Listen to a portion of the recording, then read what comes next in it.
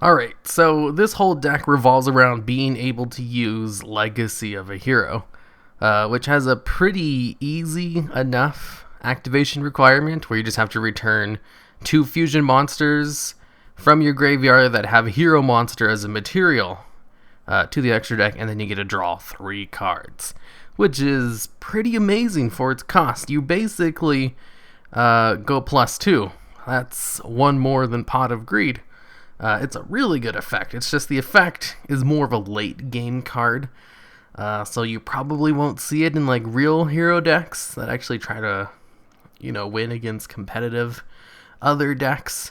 You may see that a lot of the videos I do, I don't really go against the best decks in the world, and it's not because I don't go against them. It's usually because they beat me really quickly, or I just lose.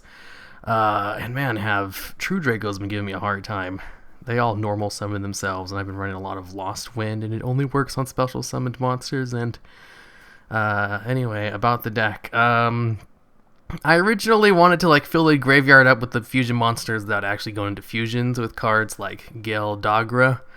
But then I realized that's terrible. I can just go into the fusions themselves because heroes are really good about that. It doesn't work on masked hero fusions, so only the other Omni heroes, which is not a big deal because the Omni heroes are pretty good, like Absolute Zero and Shining and Nova Master, and the new Vision hero Vion.